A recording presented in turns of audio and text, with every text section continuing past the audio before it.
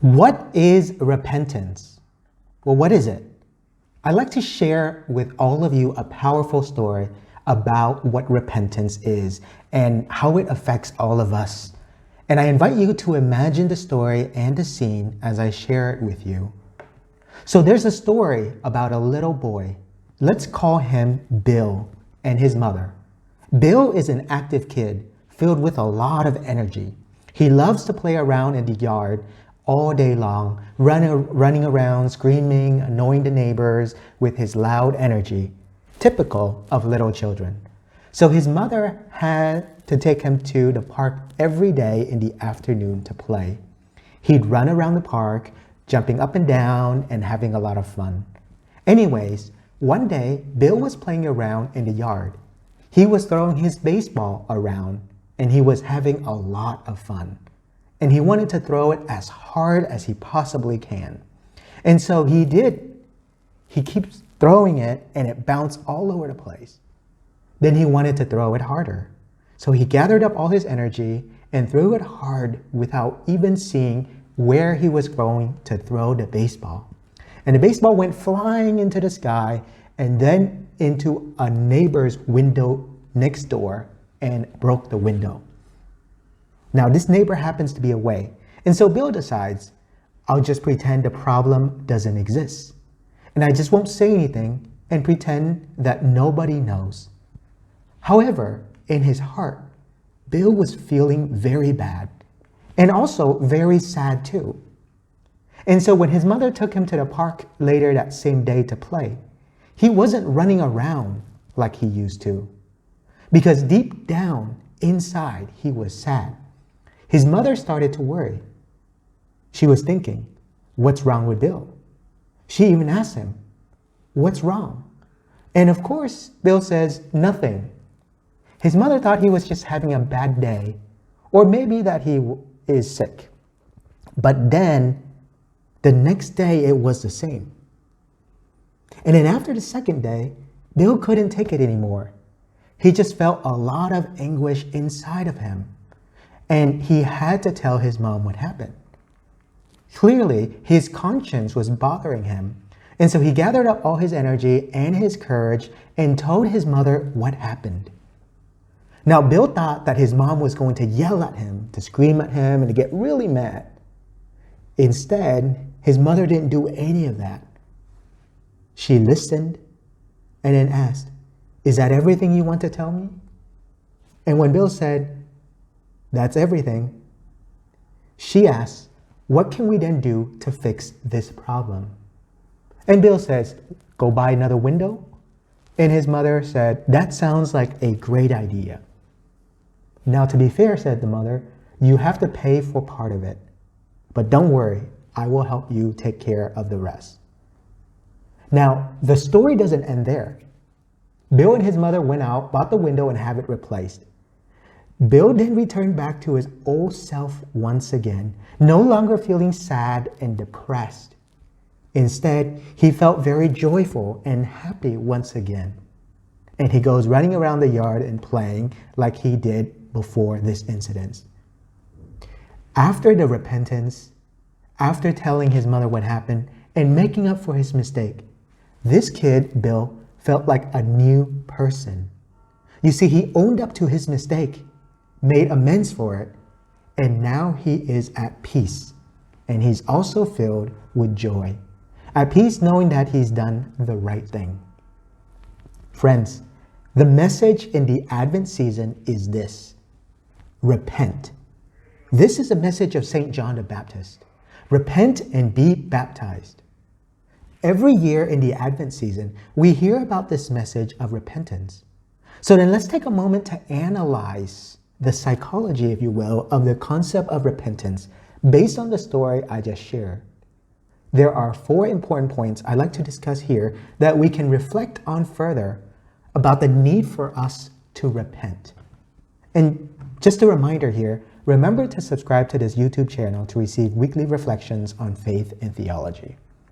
So point number 1, notice that in the story I just shared, like Bill, we all have our share of problems and mistakes. We go through life making mistakes. Let me ask you, do you own up to your mistakes? Do you own up to your sins, to your vices, to your problems? Or do you try to ignore them, blame someone else, pretend it doesn't exist? The key to repentance is to acknowledge the problem, to acknowledge your sins.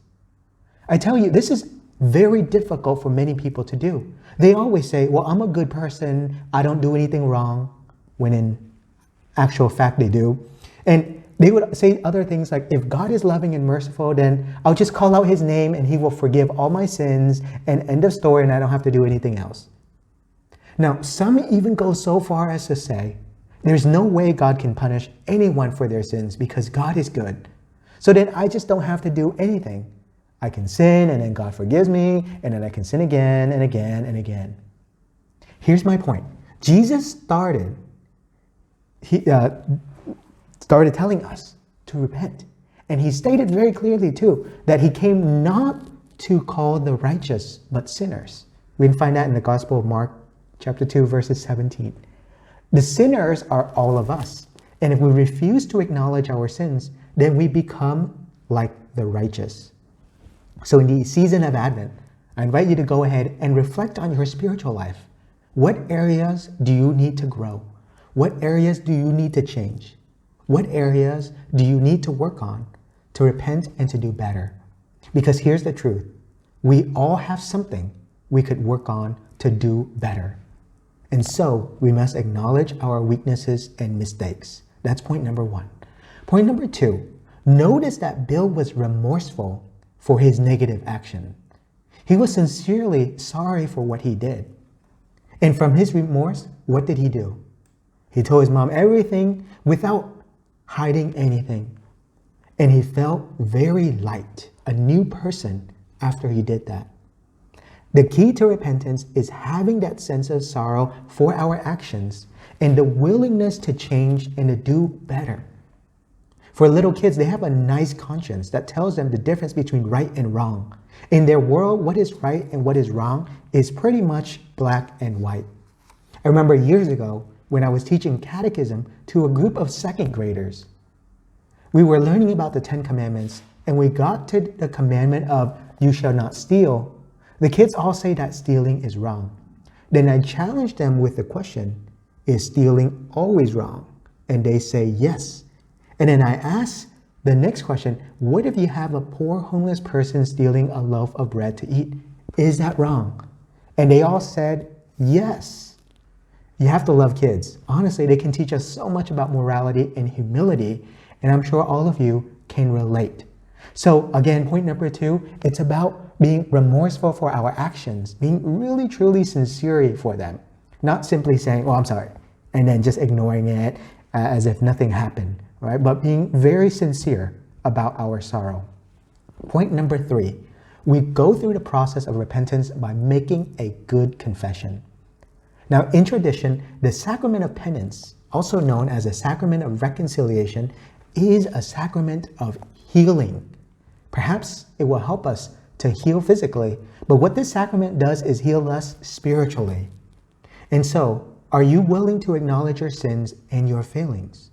Are you willing to bring them to God in the Sacrament of Reconciliation and ask for his mercy and forgiveness? Remember, by making a good confession, we will feel as if all the weight of sin is lifted from us. We will feel like a new person, just like Bill in the story I shared.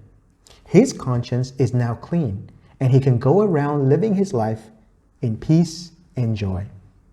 In many ways, I've noticed that people don't go to confession due to many different reasons. But in this time in the Advent season, it is a powerful sacrament that helps you to be free of your sins, to be forgiven, and to know that God loves you in this powerful sacrament of reconciliation. And if you need help preparing for the sacrament, I made a couple of videos explaining the sacrament, as well as a step-by-step guide on how to make a good confession. I'll put a link to it in the description below. It will help you to prepare for and receive this sacrament of forgiveness. So point number three is to go through this process of repentance by making a good confession. And then finally, point number four, After making a good confession, the last step is to accept God's love and forgiveness and to make amends for our sinful past actions. You see, God forgives sinners. He calls them to repentance. We're talking about a complete change of heart here, not a pretense that we will try to do better for a day or a week, and then we go back to our old self once again. Our past sins, we leave them in the past, and we focus on the future, filled with hope, knowing that God leads and guides us on our journey of faith here in this world. And indeed, God is loving, God is merciful, and God is forgiving. Here's why. God made you as you are. He's willing to love you and save you. And that's why we have Christmas. That's why we have Easter, to remind us that God loves us and that He saves us. On our part, we must be willing to accept God's love and to change and grow in holiness. So in order to receive His love and mercy, you must first sincerely express to Him everything from the depths of your heart. In the season of Advent, what a wonderful opportunity it is for us to do just that, to turn to Jesus who loves us. He loved us so dearly, and that's why He became like us. And that's why we have Christmas. And God gives to us His greatest gift, His life for our salvation. And so as we continue to prepare in this time in the Advent season, remember to repent and to follow the Lord Jesus. This is the message in the Advent season. And repentance is a great step towards conversion and holiness as we await the coming of our Savior Jesus Christ on Christmas Day. May God bless you.